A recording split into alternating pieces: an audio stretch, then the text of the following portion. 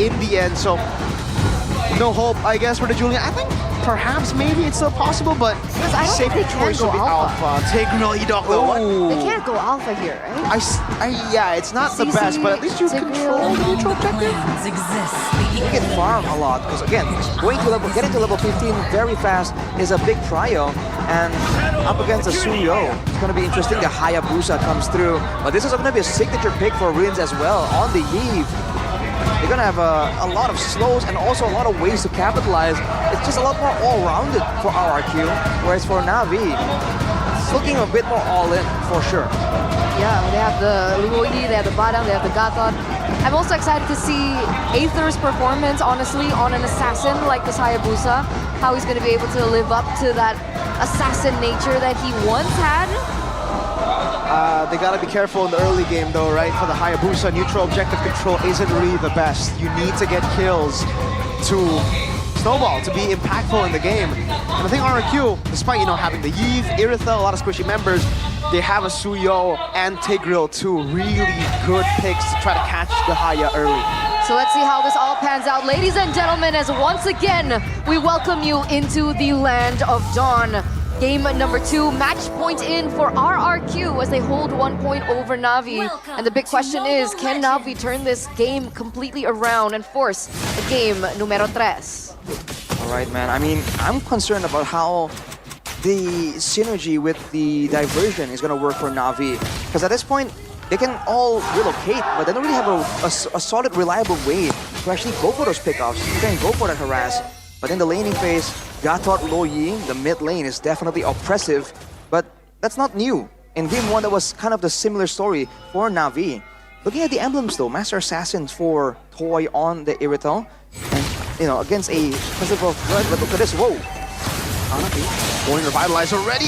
Aether jumping back and forth, so Sujin caught again, is able to escape. No more quad shadow there, so Sujin does end up getting the lethal Wanderer. And Aether is now on the way to purple. Sujin, level lead, mid lane. X-Magic, no mana, Rinz. Now bullying him and Hanafi. So this is a little bit of a similar story as we saw in game number 1, right? It was Navi putting the pressure in the early game. Oh, wait a second, 1v1? Yeah, not too sure about that. Oh, Soul Sever does the same damage there. Sujin can blink out of the shadow kill. That's a concern for the Hayabusa. That was close. But again, like you mentioned, right? Aether needs to pick up the pace, right? He needs to utilize the kill pressure that the Hayabusa can have in the early game because of the lack of control over the neutral objectives. We also saw earlier on, audience prediction, not surprised, 88% Rrq. I'm curious to see how Navi is going to adapt when it comes to the ganking of the side lanes. Because earlier, they had some prio in the mid lane, but the side lanes are relatively left to its own devices. And in game 1 was the Granger along with the CC, right? But oh, look at this, Navi! Should be able to survive for now. Rinz has poken him down. Does he commit to RWM? Yes, he does! Hanafi! First blood to Rinz with the real world manipulation, and that means it's a free turtle to Rrq. Yeah, really, really, really good timing. I mean, you wouldn't go full in with the real world manipulation had it not been for that neutral objective, but Rrq's timing was impeccable. No Hanafi, and Navi once again loses out on the neutral objectives. But what's the answer now from Navi, okay? Because we also mentioned that they shouldn't have a say in the neutral objectives, but where's the kill pressure from this Hayabusa? You have to wait and see where it comes from the mid lane, because right now Hanafi is still level 3, right? They're gang potentials, but it has to start with that diversion play, because otherwise, then this Loi just isn't being used to its full potential at all. You can see the invade already happening here. Aether have to back away from...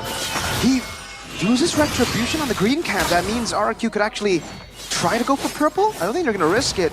Okay, they end up not going for it, but they will try to control top side of the map now. Oh no, I'm worried about Shive. There's a chance he can get ganked right here. It's a Yve, after all.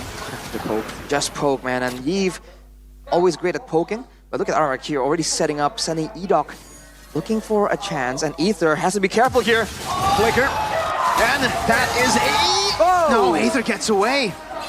Edok tried. Aether responds over, burning the flicker and the implosion for just a quad shadow.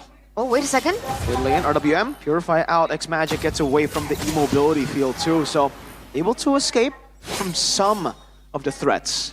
but they are buying time, right? That's the thing, right?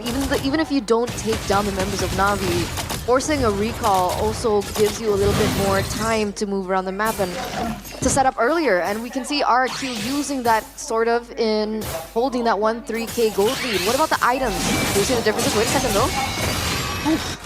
First, going to be forced to flicker out there. He has the Thunderbolt completed already, so he's trying to stack up, but you have to wonder if it's a bit too late. He's not really being part of all these fights, but Edok forced to dash out away.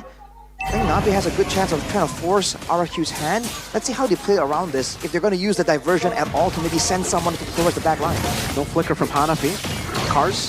Get the CC down. AOG and a fist crack. Rinz cut down. Oh! Still able to escape with a flicker.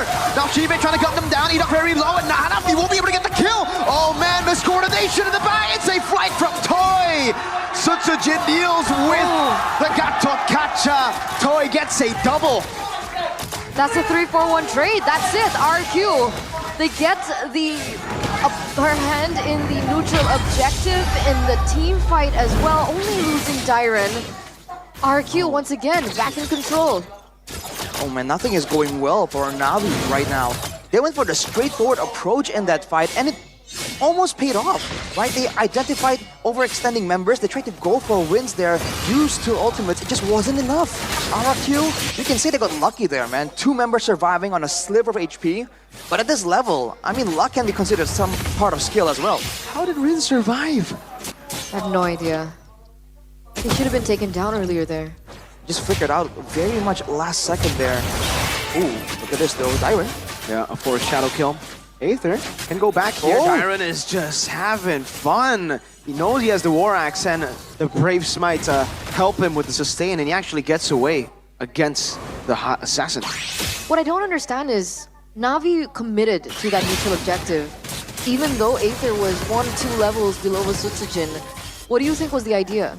I think they wanted to go for the kills first, right? The whole fight started not with a 50-50 on a turtle. It started with the pick-off attempt onto Rinz. Unfortunately, it did not work out, but will this work out, actually? Oh, they get spotted, man. Yeah. Huh. Yve walked out of the bush so early. I think tunnel visioning on just creeps. And they divert... what's the term? They went with the diversion to their own side of the map. Usually you see more of a flank route to be a bit more unpredictable. But now really they have too many tools to flank. They're not using any of them. They've done that twice in a row now. They're playing the diversions very safe. Is it a little too safe? Do you think they should be being a little bit more aggressive with it?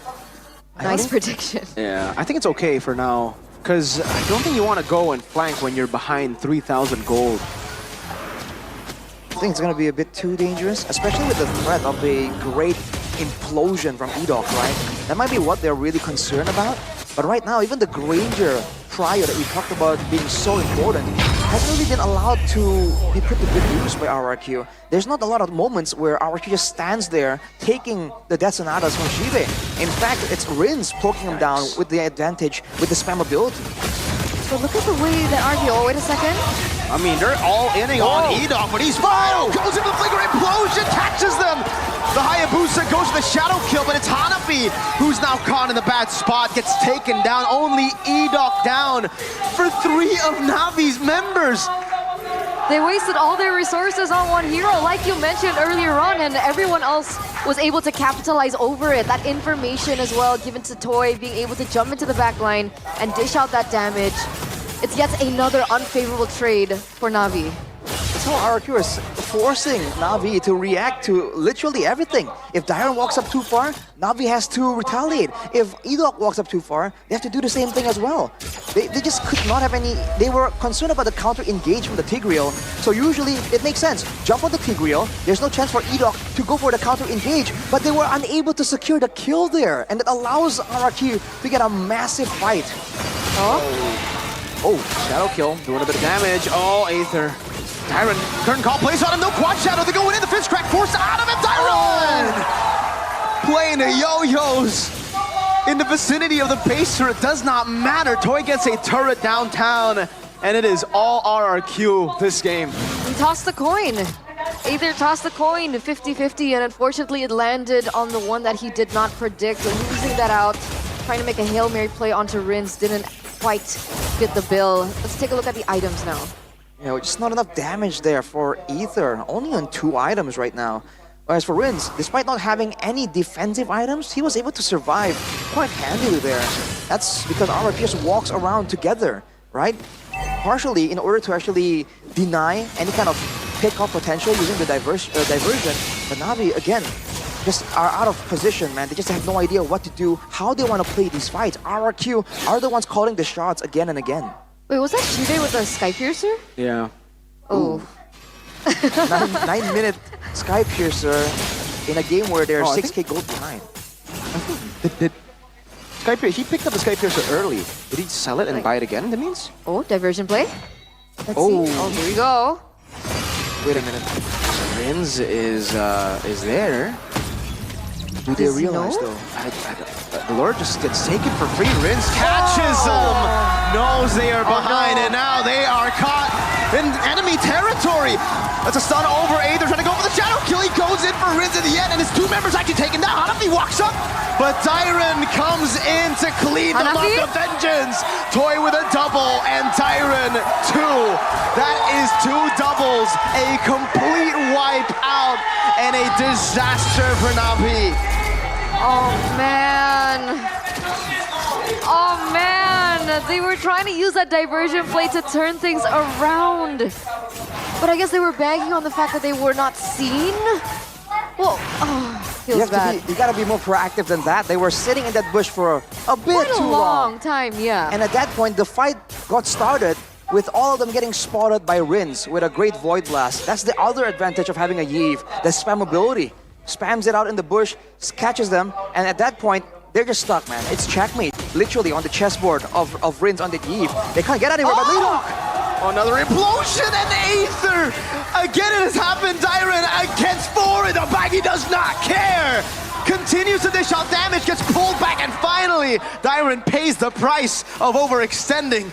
Still a 1-for-1 trade though, right? Aether goes down, 1 member down to try and invade onto the inner turrets, and it looks like it could be defended. Wait, they're defending it. They are defending it with Dyron down.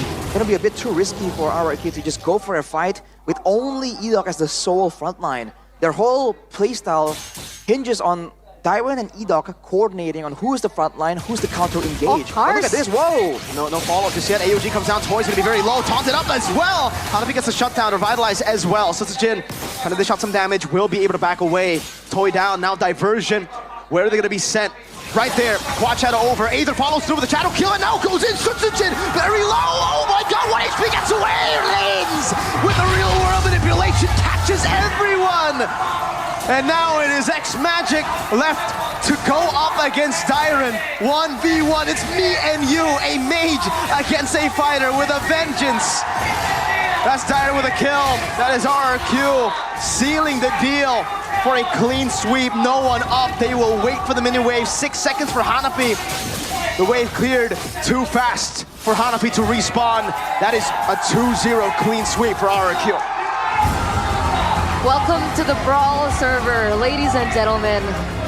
A Hail Mary play coming out from Navi with very aggressive maneuvers. That first flicker from Cars followed in with the AOG. They were able to take 1 man down from Rrq, but the diversion play after, unfortunately, did not work out for them once again. Clean, best of 3 by Rrq going to 0. It's unfortunate, man. We were waiting for the moment that Navi will finally have that big moment, the do or die moment. Unfortunately for them, it did not work out. Rrq way too clean with it. Noticing, finding them every single time when they're hiding away in the bushes.